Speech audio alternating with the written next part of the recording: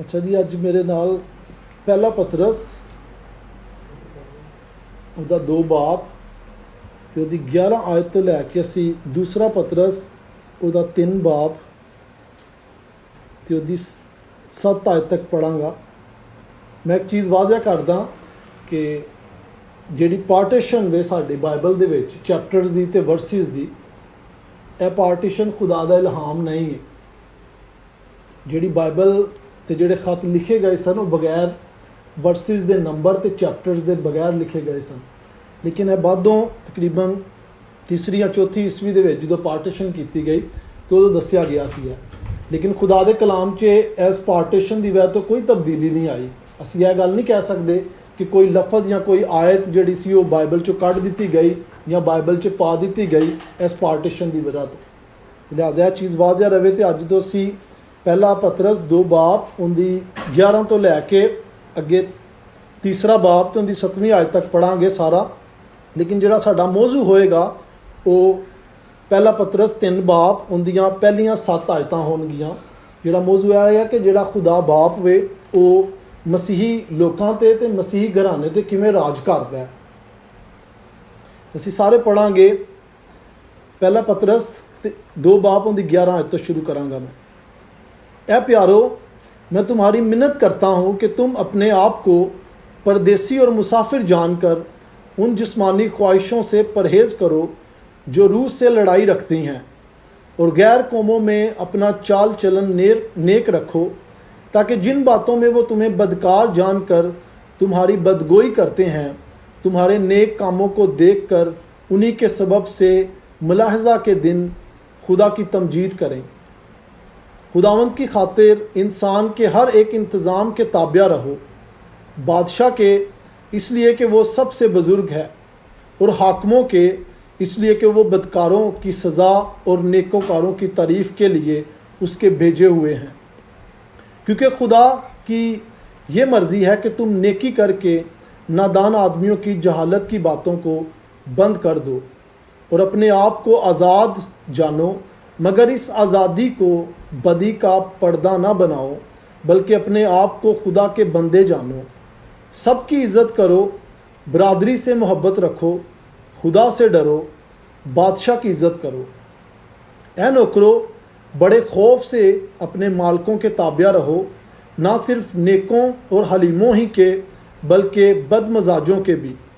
क्योंकि अगर कोई खुदा के ख्याल से ना बेइंसाफ़ी के बायस दुख उठाकर तकलीफ़ों की बर्दाश्त करे तो ये पसंदीदा है, इसलिए कि अगर तुमने गुनाह करके मुक्के खाए और सब्र किया तो कौन सा फ़ख्र है। हाँ, अगर नेकी करके दुख पाते हो और सब्र करते हो तो ये खुदा के नज़दीक पसंदीदा है, और तुम इसी के लिए बुलाए गए हो। क्योंकि मसीह में तुम्हारे वास्ते दुख उठाकर तुम्हें एक नमूना देगा, ताकि उसके नक्श कदम पर चलो। ना उसने गुनाह किया और ना उसके मुंह से कोई मकर की बात निकली, ना वो गालियां खाकर गाली देता था और ना दुख पाकर किसी को धमकाता था, बल्कि अपने आप को सच्चे इंसाफ करने वाले के सुपुर्द करता था। वो आप हमारे गुनाहों को अपने बदन पर लिए हुए सलीब पर चढ़ गया, ताकि हम गुनाहों के एतबार से मर कर रास्तबाजी के एतबार से जिएँ, और उसी के मार खाने से तुमने शिफा पाई। क्योंकि पहले तुम भेड़ों की तरह भटकते फिरते थे, मगर अब अपनी रूहों के गिलाबान और निगाबान के पास फिरा गए हो। ऐ बीवियों, तुम भी अपने अपने शोहर के ताबिया रहो, इसलिए कि अगर बाज़ उनमें से कलाम को ना मानते हों तो भी तुम्हारे पाकीज़ा चाल चलन और खौफ को देखकर बग़ैर कलाम के अपनी अपनी बीवी के चाल चलन से खुदा की तरफ खिंच जाएं, और तुम्हारा श्रृंगार ज़ाहरी ना हो, यानी सर गूंदना और सोने के जेवर और तरह तरह के कपड़े पहनना, बल्कि तुम्हारी बातनी और पोशीदा इंसानियत हलम और मजाज की गुर्बत की गैर फ़ानी आराइश से आरास्ता रहे, क्योंकि खुदा के नज़दीक इसकी बड़ी कदर है। और अगले ज़माना में भी खुदा पर उम्मीद रखने वाली मुक़द्दस औरतें अपने आप को इसी तरह संवारती और अपने अपने शोहर के ताबिया रहती थी। चनाचा सारा अब्राहम के हुक्म में रहती और उसे खुदावंद कहती थी, तुम भी अगर नेकी करो और किसी डरावे से ना डरो तो उसकी बेटियां हुई। ऐ शोहरो, तुम भी बीवियों के साथ अक्लमंदी से बसर करो और औरत को नाजुक ज़रफ़ जान कर उसकी इज़्ज़त करो और यूँ समझो कि हम दोनों ज़िंदगी की नेमत के वारिस हैं, ताकि तुम्हारी दुआएं रुक ना जाएं। ਅੱਜ ਦੇ ਅਸੀਂ ਕਲਾਮ ਦੇ ਵਿੱਚ ਕੁਝ ਚੀਜ਼ਾਂ ਜਿਹੜੀਆਂ ਮੈਂ ਵਾਜ਼ਿਆ ਕਰਨਾ ਚਾਹਾਂ, ਜਿਨ੍ਹਾਂ ਦੇ ਬਾਰੇ ਅਸੀਂ ਬੜੀ ਡਿਟੇਲ ਦੇ ਨਾਲ ਹੁਣ ਸਿੱਖਣਾ ਵੇ। ਉਹਦੇ 'ਚ ਇਹ ਹੈ ਸਭ ਤੋਂ ਵੱਡੀ ਗੱਲ ਜਿਹੜਾ ਕਿ ਅੱਜ ਦਾ ਸਾਡਾ ਮਜ਼ਮੂਨ ਵੀ ਹੈ ਕਿ ਖੁਦਾ ਬਾਪ ਜਿਹਨੇ ਅਸਮਾਨ ਤੇ ਜ਼ਮੀਨ, ਚਰਿੰਦ ਪਰਿੰਦ ਤੇ ਇਨਸਾਨ ਨੂੰ ਸਾਰਿਆਂ ਤੇ ਅਫਜ਼ਲ ਬਣਾਇਆ, ਉਹ ਆਪਣੀ ਮਖਲੂਕ ਤੇ ਰਾਜ ਕਰਦਾ ਹੈ। ਤੇ ਉਹਦੀ ਜਿਹੜੀ ਮਖਲੂਕ ਦਾ ਰਾਜ ਦਾ ਜਿਹੜਾ ਅੱਡਾ ਵੇ, ਜਿਹਨੂੰ ਅਸੀਂ ਕਹਿੰਦੇ ਆ, ਉਹ ਵੀ ਉਹਦਾ ਚਰਚ। ਖੁਦਾਵੰਦ ਯਿਸੂ ਖੁਦਾ ਨੇ ਜਦੋਂ ਆਦਮ ਤੇ ਹਵਾ ਨੂੰ ਬਣਾਇਆ ਤੇ ਖੁਦਾ ਤੇ ਆਦਮ ਤੇ ਹਵਾ ਨੂੰ ਇੱਕ ਹੁਕਮ ਦਿੱਤਾ ਸੀ। ਉਹ ਹੁਕਮ ਇਹ ਸੀ ਕਿ ਵੱਧ ਤੇ ਫਲ ਫੁੱਲ। ਤੇ ਖੁਦਾ ਨੇ ਕਿਹਾ ਕਿ ਮੈਂ ਤੈਨੂੰ ਬਰਕਤ ਦਾਂਗਾ ਕਿ ਤੂੰ ਮਲਟੀਪਲਾਈ ਹੋਏਗਾ, ਯਾਨੀ ਤੇਰੇ ਬੱਚੇ ਹੋਣਗੇ, ਅੱਗੋਂ ਤੇਰੇ ਬੱਚਿਆਂ ਦੇ ਬੱਚੇ ਹੋਣਗੇ। ਖੁਦਾ ਨੇ ਉਹਨੂੰ ਇੱਕ ਹੁਕਮ ਇਹ ਵੀ ਦਿੱਤਾ ਸੀ ਕਿ ਤੂੰ ਬਾਗ ਦੇ ਸਾਰੇ ਦਰਖਤਾਂ ਦਾ ਫਲ ਖਾ ਸਕਣਾ, ਕਿ ਲੇਕਿਨ ਜਿਹੜਾ ਦਰਮਿਆਨ 'ਚ ਵੇ ਉਹਦਾ ਦਰਖਤ ਦਾ ਫਲ ਤੂੰ ਨਹੀਂ ਖਾਣਾ। ਹੁਣ ਬਾਜ਼ ਲੋਕ ਕਹਿੰਦੇ ਨੇ ਕਿ ਵੀ ਗੁਨਾਹ ਸਾਡੀ ਜ਼ਿੰਦਗੀ 'ਚ ਆਇਆ ਕਿਉਂਕਿ ਅਸੀਂ ਉਹ ਫਲ ਖਾਧਾ, ਲੇਕਿਨ ਮੈਂ ਕਹਿੰਦਾ ਕਿ ਉਹ ਫਲ ਜ਼ਾਹਰੀ ਇੱਕ ਨਾਫਰਮਾਨੀ ਸੀ। ਲੇਕਿਨ ਜਿਹੜੀ ਚੀਜ਼ ਨੇ ਆਦਮ ਤੇ ਹਵਾ ਦੇ ਅੰਦਰ ਗੁਨਾਹ ਨੂੰ ਪੈਦਾ ਕੀਤਾ, ਉਹ ਖੁਦਾ ਦੇ ਖਿਲਾਫ ਨਾਫਰਮਾਨੀ ਸੀ, ਜਿਹੜਾ ਉਹਨਾਂ ਨੇ ਜ਼ੇਨ ਬਣਾ ਲਿਆ। ਔਰਤ ਨੇ ਨਾਫਰਮਾਨੀ ਕੀਤੀ, ਆਦਮੀ ਨੇ ਆਪਣੀ ਔਰਤ ਦੇ ਮੁਹੱਬਤ 'ਚ, ਪਿਆਰ 'ਚ ਉਹ ਨਾਫਰਮਾਨੀ ਕੀਤੀ, ਤੇ ਦੋਵੇਂ ਖੁਦਾ ਦੇ ਖਿਲਾਫ ਉਹਨਾਂ ਨੇ ਗੁਨਾਹ ਕੀਤਾ। ਆਸਾਨ ਲਫ਼ਜ਼ਾਂ 'ਚ ਕਹੀਏ ਕਿ ਖੁਦਾ ਨੇ ਆਦਮ ਤੇ ਹਵਾ ਨੂੰ ਤੇ ਉਹਨਾਂ ਦੇ ਬੱਚਿਆਂ ਨੂੰ ਇਹ ਹੁਕਮ ਦਿੱਤਾ ਸੀ ਕਿ ਖੁਦਾ ਦੇ ਚਰਚ ਨੂੰ, ਖੁਦਾ ਦੀ ਕਲੀਸਿਆ ਨੂੰ ਇਸ ਦੁਨੀਆ 'ਤੇ ਕਾਇਮ ਕਰੋ। ਲੇਕਿਨ ਅਸੀਂ ਜਾਣਦੇ ਹਾਂ ਕਿ ਆਦਮ ਤੇ ਹਵਾ ਨੇ ਗੁਨਾਹ ਦੀ ਵਜ੍ਹਾ ਤੋਂ ਉਸ ਕਲੀਸਿਆ ਨੂੰ ਕਾਇਮ ਨਾ ਕਰ ਸਕੇ ਤੇ ਖੁਦਾ ਨੇ ਬਾਗ ਏਦਨ 'ਚ ਉਹਨਾਂ ਨੂੰ ਕੱਢਤਾ। ਲੇਕਿਨ ਅਸੀਂ ਤੀਸਰੇ ਬਾਬ ਜਦੋਂ ਅਸੀਂ ਪੜ੍ਹਨੇ ਆ, ਪੈਦਾਇਸ਼ ਦਾ ਤੀਸਰਾ ਬਾਬ, ਤਾਂ ਉਹਦੇ 'ਚ ਸਾਨੂੰ ਮਿਲਦਾ ਹੈ ਕਿ ਜਦੋਂ ਖੁਦਾ ਉਹਨਾਂ ਨੂੰ ਸਜ਼ਾ ਸੁਣਾਉਂਦਾ ਹੈ, ਤੇ ਜਿਹੜੀ ਕਿ ਬਜ਼ਾਹਰ ਸਾਨੂੰ ਸਜ਼ਾ ਲੱਗਦੀ ਹੈ, ਲੇਕਿਨ ਉਹਨਾਂ ਵਾਸਤੇ ਉਹ ਬਰਕਤ ਦਾ ਬਾਇਸ ਸੀ। ਬਰਕਤ ਦਾ ਬਾਇਸ ਕਿਵੇਂ ਸੀ ਕਿ ਇਮੈਜਿਨ ਕਰੋ ਕਿ ਜੇ ਆਦਮ ਤੇ ਹਵਾ ਆਪਣੀ ਉਸ ਗੁਨਾਹਗਾਰ ਜ਼ਿੰਦਗੀ 'ਚ, ਆਪਣੀ ਤਕਲੀਫਾਂ ਤੇ ਦੁੱਖਾਂ ਦੀ ਜ਼ਿੰਦਗੀ ਦੇ ਵਿੱਚ ਜੇ ਪੂਰੀ ਅਬਦੀਅਤ ਵਾਸਤੇ ਜਿੰਦੇ ਰਹਿੰਦੇ। ਅੱਜ ਸਾਡੇ ਕੁਝ ਐਸੇ ਅਜ਼ੀਜ਼ ਹੁੰਦੇ ਨੇ ਜਿਹੜੇ 70-80 ਸਾਲ ਦੇ ਬਾਅਦ ਮੰਜੀ ਤੇ ਪੈ ਜਾਂਦੇ ਨੇ। ਉਹਨਾਂ ਦੀ ਤਕਲੀਫ, ਬਿਮਾਰੀ ਵੇਖ ਕੇ ਬਾਜ਼ ਔਕਾਤ ਅਸੀਂ ਬਹੁਤ ਗਹਿਰੀ ਮੁਹੱਬਤ ਵੀ ਰੱਖਦੇ ਹਾਂ, ਲੇਕਿਨ ਅਸੀਂ ਕਹਿੰਦੇ ਹਾਂ ਕਿ ਯਾਰ ਬਿਹਤਰ ਹੈ ਵੀ ਕਿ ਜੇ ਸਪੁਰਦੇ ਖਾਕ ਹੋ ਜਾਏ। ਕਿਉਂ? ਕਿਉਂਕਿ ਉਹ ਨਾ ਆਪ ਵਾਸ਼ਰੂਮ ਜਾ ਸਕਦੇ ਨੇ, ਨਾ ਖਾ ਪੀ ਸਕਦੇ ਨੇ, ਨਾ ਸਾਡੇ ਨਾਲ ਬੋਲ ਸਕਦੇ ਨੇ। ਬਾਜ਼ ਔਕਾਤ ਤੇ ਇੰਝ ਹੁੰਦਾ ਕਿ ਉਹਨਾਂ ਦੀ ਮੈਮੋਰੀ ਵੀ ਚਲੀ ਜਾਂਦੀ ਹੈ। ਲੇਕਿਨ ਇਮੈਜਿਨ ਕਰੋ ਕਿ ਜੇ ਖੁਦਾ ਉਹਨਾਂ ਨੂੰ ਇਹ ਸਜ਼ਾ ਨਾ ਦਿੰਦਾ ਮੌਤ ਦੀ, ਜਿਹੜੀ ਕਿ ਗੁਨਾਹ ਦੀ ਵਜ੍ਹਾ ਤੋਂ ਉਹਨਾਂ ਦੀ ਜ਼ਿੰਦਗੀ 'ਚ ਆਈ। ਖੁਦਾ ਕਹਿੰਦਾ ਕਿ ਆਦਮ ਤੇ ਹਵਾ ਤੂੰ ਆਪਣੀ ਪੂਰੀ ਉਮਰ ਹੁਣ ਗੁਨਾਹ 'ਚ ਹੀ ਗੁਜ਼ਾਰੇਗਾ, ਤਾਂ ਉਹਨਾਂ ਵਾਸਤੇ ਸਭ ਤੋਂ ਵੱਡੀ ਲਾਨਤ ਹੁੰਦੀ। ਖੁਦਾ ਨੇ ਮੌਤ ਦਿੱਤੀ ਤਾਂ ਕਿ ਗੁਨਾਹਾਂ ਵਾਸਤੇ ਜਿਹੜੀ ਮੌਤ ਸੀ, ਜਿਹਦਾ ਹੱਕਦਾਰ ਆਦਮ ਤੇ ਹਵਾ ਸੀ, ਉਹ ਯਿਸੂ ਮਸੀਹ ਤੇ ਆਈ। ਸਾਡਾ ਜਿਵੇਂ ਟੌਪਿਕ ਹੈ, ਸਾਡਾ ਜਿਹੜਾ ਥੀਮ ਹੈ, ਜਿਵੇਂ ਕਿ ਵੀ ਚਰਚ ਦੇ ਉੱਤੇ ਖੁਦਾ ਜਿਹੜਾ ਯਿਸੂ ਮਸੀਹ ਨਾਸਰ ਜਿਹੜਾ ਹੈ ਉਹ ਹਕੂਮਤ ਕਰਦਾ ਹੈ। ਆਦਮ ਤੇ ਹਵਾ ਨੇ ਚਰਚ ਨੂੰ ਬਣਾਉਣ 'ਚ ਨਾਕਾਮ ਰਹੇ, ਤੇ ਖੁਦਾ ਨੇ ਪੈਦਾਇਸ਼ 3 ਬਾਬ 'ਚ ਵਾਅਦਾ ਕੀਤਾ ਕਿ ਔਰਤ ਦੀ ਨਸਲ 'ਚੋਂ ਮੈਂ ਇੱਕ ਆਦਮ ਮੁਹੱਈਆ ਕਰਾਂਗਾ, ਇੱਕ ਪ੍ਰੀਸਟ ਮੁਹੱਈਆ ਕਰਾਂਗਾ, ਉਹਦੇ ਤੇ ਕਲੀਸਿਆ ਕਾਇਮ ਹੋਏਗੀ, ਜਿਹਨੂੰ ਕਿਹਾ ਗਿਆ ਵੇ ਕਿ ਪੱਥਰ, ਜਿਹਨੂੰ ਬਾਜ਼ ਔਕਾਤ ਰੋਮਨ ਕੈਥੋਲਿਕ ਚਰਚ ਕਹਿੰਦੇ ਨੇ ਕਿ ਬਈ ਜਿਹੜਾ ਪਤਰਸ ਰਸੂਲ ਹੈ ਉਹਦੇ ਤੇ ਕਲੀਸਿਆ ਕਾਇਮ ਹੋਏਗੀ, ਉਹਨੂੰ ਪੱਥਰ ਕਿਹਾ ਗਿਆ। ਲੇਕਿਨ ਸਾਨੂੰ ਬਜ਼ਾਹਰ ਬਾਈਬਲ 'ਚ ਵਾਜ਼ਿਆ ਸਬੂਤ ਮਿਲਦਾ ਹੈ ਕਿ ਉਹ ਪੱਥਰ ਜਿਹੜਾ ਕੋਨੇ ਦਾ ਸਿਰੇ ਦਾ ਪੱਥਰ ਜਿਹਨੂੰ ਦੁਨੀਆ ਨੇ ਰਿਜੈਕਟ ਕੀਤਾ, ਉਹ ਯਿਸੂ ਮਸੀਹ ਨਾਸਰੀ ਖੁਦ ਸੀ, ਜਿਹਦੇ ਉੱਤੇ ਕਲੀਸਿਆ ਕਾਇਮ ਹੈ। ਇਹ ਕਲੀਸਿਆ ਦੀ ਜ਼ਿੰਮੇਵਾਰੀ ਖੁਦਾ ਨੇ ਪਹਿਲੇ ਆਦਮ ਨੂੰ ਦਿੱਤੀ ਸੀ। ਆਦਮ ਗੁਨਾਹ ਦੀ ਵਜ੍ਹਾ ਤੋਂ ਨਾਕਾਮ ਰਿਹਾ, ਲੇਕਿਨ ਇਹ ਜ਼ਿੰਮੇਵਾਰੀ ਫਿਰ ਯਿਸੂ ਮਸੀਹ ਨੇ ਬਗੈਰ ਕਿਸੇ ਗੁਨਾਹ ਤੋਂ ਕਾਇਮ ਕੀਤੀ। ਤੇ ਯਿਸੂ ਮਸੀਹ ਨੇ ਕੀ ਵਾਅਦਾ ਕੀਤਾ ਸੀ ਕਿ ਮੈਂ, ਜਦੋਂ ਪਤਰਸ ਨਾਲ ਗੱਲ ਕਰ ਰਹੀ, ਕਿ ਮੈਂ ਇਸ ਹੱਕ ਤੇ ਇਸ ਸੱਚ ਤੇ, ਕਿਹੜਾ ਸੱਚ? ਖੁਦਾ ਨੇ ਪਤਰਸ ਰਸੂਲ ਨੂੰ ਪੁੱਛਿਆ ਸੀ ਕਿ ਦੁਨੀਆ ਕੀ ਕਹਿੰਦੀ ਮੇਰੇ ਬਾਰੇ, ਮੈਂ ਕੀ ਹਾਂ? ਪਤਰਸ ਨੇ ਕਿਹਾ ਤੂੰ ਖੁਦਾ ਦਾ ਬੇਟਾ ਮੈਂ। ਤੇ ਯਿਸੂ ਮਸੀਹ ਨੇ ਕਿਹਾ ਕਿ ਇਹ ਪਤਰਸ ਇਸ ਸੱਚ, ਇਸ ਹੱਕ ਤੇ ਮੈਂ ਕਲੀਸਿਆ ਕਾਇਮ ਕਰਾਂਗਾ। ਅੱਛਾ, ਖੁਦਾ ਨੇ ਉਹ ਕਲੀਸਿਆ ਕਾਇਮ ਕੀਤੀ। ਤੇ ਅੱਜ ਦੁਨੀਆ ਦੇ ਵਿੱਚ ਸਾਨੂੰ ਮਸੀਹ ਚਰਚ ਮਿਲਦਾ ਹੈ, ਜਿਹਦੀ ਸਭ ਤੋਂ ਬੁਨਿਆਦੀ ਤੇ ਸਭ ਤੋਂ ਇੱਕ ਜਿਹਨੂੰ ਕਹਿੰਦੇ ਨਾ ਪਹਿਲਾ ਮੋਤੀ ਕੜੀ ਦਾ, ਉਹ ਹੈ ਫੈਮਿਲੀ ਹੈ ਜਿਹੜੀ ਤੁਸੀਂ ਜੇ। ਕਿਉਂਕਿ ਜੇ ਫੈਮਿਲੀ ਨਹੀਂ ਤੇ ਚਰਚ ਨਹੀਂ। ਲੇਕਿਨ ਇਹ ਫੈਮਿਲੀ ਨੂੰ ਬਣਾਉਣ ਵਾਲਾ ਕੌਣ ਹੈ? ਇਹ ਫੈਮਿਲੀ ਨੂੰ ਬਣਾਉਣ ਵਾਲਾ ਹੈ ਖੁਦਾ ਬਾਪ ਖੁਦ। ਇੱਕ ਟਾਈਮ ਸੀ ਜਦੋਂ ਤੁਹਾਡੇ ਮਾਮਾ ਪਾਪਾ ਨੂੰ ਮਿਲੇ, ਉਹਨਾਂ ਦੀ ਸ਼ਾਦੀ ਹੋਈ, ਖੁਦਾ ਦੇ ਸਾਹਮਣੇ ਉਹਨਾਂ ਨੇ ਅਹਿਦ ਬੰਨਿਆ ਕਿ ਸਿਰਫ ਮੌਤ ਸਾਨੂੰ ਅਲੱਗ ਕਰੇਗੀ, ਮੌਤ ਤੋਂ ਇਲਾਵਾ ਕੋਈ ਚੀਜ਼ ਸਾਨੂੰ ਅਲੱਗ ਨਹੀਂ ਕਰੇਗੀ। ਇਹਦਾ ਮਤਲਬ ਕਿ ਉਹਨਾਂ ਦੇ ਉਹ ਖੁਦਾ ਦੀ ਬਰਕਤ ਆਈ ਜਿਹੜੀ ਬਰਕਤ ਖੁਦਾ ਨੇ ਆਦਮ ਤੇ ਹਵਾ ਨੂੰ ਦਿੱਤੀ ਸੀ ਕਿ ਵਧੋ ਫਲੋ ਤੇ ਖਿੜੋ। ਤੇ ਉਸ ਬਰਕਤ ਦੇ ਬਾਅਦ ਖੁਦਾ ਨੇ ਮਲਟੀਪਲਾਈ ਕੀਤਾ, ਖੁਦਾ ਨੇ ਮਾਮਾ ਪਾਪਾ ਨੂੰ ਬੱਚੇ ਦਿੱਤੇ। ਅੱਗੋਂ ਤੁਸੀਂ ਜੇ ਕੱਲ੍ਹ ਨੂੰ ਤੁਸੀਂ ਸ਼ਾਦੀ ਕਰੋਗੇ, ਖੁਦਾ ਤੁਹਾਨੂੰ ਬੱਚੇ ਦੇਗਾ। ਇਹ ਜਨਰੇਸ਼ਨ ਜਿਹੜੀ ਵੇ ਅੱਗੇ ਤੱਕ ਜਿਹੜੀ ਟੁਰਦੀ ਜਾਏਗੀ, ਤੇ ਖੁਦਾ ਦੀ ਬਰਕਤ ਸੀ। ਤੇ ਇਹ ਬਰਕਤ ਦਾ ਮਕਸਦ ਇਹ ਸੀ ਕਿ ਇੱਕ ਫੈਮਿਲੀ ਦੂਸਰੀ ਨਾਲ ਮਿਲੇ, ਦੂਸਰੀ ਤੀਸਰੀ ਨਾਲ ਮਿਲੇ, ਸਾਰੇ ਮਿਲ ਕੇ ਚਰਚ ਨੂੰ ਕਾਇਮ ਕਰੋ। ਤੋ ਚਰਚ ਉਹ ਜਿਹਦੇ ਵਿੱਚ ਇਹ ਨਹੀਂ ਕਿ ਅਸੀਂ ਇੱਕ ਦੂਸਰੇ ਨੂੰ ਖੁਸ਼ ਕਰਨ ਵਾਸਤੇ ਕੰਮ ਕਰੀਏ, ਬਲਕਿ ਚਰਚ ਉਹ ਜਿਹਦੇ 'ਚ ਅਸੀਂ ਇੱਕ ਦੂਸਰੇ ਦੀ ਮਸੀਹੀ ਤਰੱਕੀ ਵਾਸਤੇ ਕੰਮ ਕਰੀਏ। ਬੀਵੀ ਹਸਬੈਂਡ ਵਾਸਤੇ, ਹਸਬੈਂਡ ਬੀਵੀ ਵਾਸਤੇ, ਦੋਵੇਂ ਹਸਬੈਂਡ ਵਾਈਫ ਆਪਣੇ ਬੱਚਿਆਂ ਵਾਸਤੇ, ਬੱਚੇ ਮਾਂ-ਬਾਪ ਵਾਸਤੇ। ਯਾਨੀ ਹਰ ਲਿਹਾਜ਼ 'ਚ ਤੁਸੀਂ ਮਸੀਹੀ ਤਰੱਕੀ ਦੇ ਨਾਲ ਚੱਲੋ। ਤੇ ਇਸ ਤੋਂ ਪਹਿਲੇ ਕਿ ਮੈਂ ਅੱਜ ਦੇ ਟੈਕਸਟ ਵੱਲ ਆਈਏ, ਅਸੀਂ ਸਾਰਾ ਮੈਂ ਇਹਨੂੰ ਬਿਆਨ ਕਰਾਂ, ਮੈਂ ਇੱਕ ਹੋਰ ਗੱਲ ਕਰਾਂ ਕਿ ਜਿਹੜੀ ਇੱਕ ਮੈਰਿਡ ਲਾਈਫ ਹੈ ਤੁਹਾਡੀ, ਸ਼ਾਦੀशुदा ਜ਼ਿੰਦਗੀ ਵੇ, ਉਹ ਇੱਕ ਆਇਨੇ ਦੀ ਤਰ੍ਹਾਂ ਹੋਵੇ। ਉਹ ਆਇਨੇ ਦਾ ਮਕਸਦ ਇਹ ਨਹੀਂ ਬਿਲਕੁਲ ਐਂ ਜਿਵੇਂ ਅਸੀਂ ਸੁਬਹ ਉੱਠਦੇ ਹਾਂ ਤੇ ਸਾਡੇ ਮੂੰਹ ਤੇ ਜੇ ਕੋਈ ਨਿਸ਼ਾਨ ਲੱਗਾ ਹੋਏ ਤੇ ਉਹ ਨਿਸ਼ਾਨ ਨੂੰ ਵੇਖਦੇ ਸਾਰ ਸਭ ਤੋਂ ਪਹਿਲੀ ਚੀਜ਼ ਕੀ ਆਉਂਦੀ ਸਾਡੇ ਜ਼ਿਹਨ 'ਚ ਕਿ ਯਾਰ ਨਿਸ਼ਾਨ ਨੂੰ ਖਤਮ ਕਿਵੇਂ ਕਰੀਏ। ਅਸੀਂ ਕਹਿੰਦੇ ਹਾਂ ਕਿ ਯਾਰ ਮੇਰੇ ਨਿਸ਼ਾਨ ਲੱਗਾ, ਜਲਦੀ ਜਲਦੀ ਮੈਂ ਮੂੰਹ ਧੋਵਾਂ, ਇਹਨੂੰ ਖਤਮ ਕਰਾਂ। ਕਦੀ ਇੰਜ ਤੇ ਨਹੀਂ ਹੁੰਦਾ ਕਿ ਨਿਸ਼ਾਨ ਲੱਗਾ ਹੋਏ ਤੇ ਇਸ ਤੋਂ ਪਹਿਲੇ ਕਿ ਮੈਂ ਖਤਮ ਕਰਾਂ, ਮੈਂ ਪਹਿਲੇ ਜਾ ਕੇ ਤੇ ਆਪਣੀ ਬੀਵੀ ਨੂੰ ਕਹਾਂ ਮੇਰੇ ਆ ਨਿਸ਼ਾਨ ਕਿਉਂ ਲੱਗ ਗਿਆ, ਜਾਂ ਮੈਂ ਉਹਨੂੰ ਜਾ ਕੇ ਦੋਸ਼ ਦੇਵਾਂ ਕਿ ਤੂੰ ਨਿਸ਼ਾਨ ਲਗਾਇਆ, ਜਾਂ ਮੈਂ ਆਪਣੇ ਹੱਥ ਨੂੰ ਦੋਸ਼ ਦੇਵਾਂ ਕਿ ਮੈਂ ਵੀ ਸੁੱਤਾ ਪਿਆ ਕੋਈ ਚੀਜ਼ ਮੈਂ ਆਪਣੇ ਹੱਥ ਨੂੰ ਲਗਾਈ ਹੋਏ।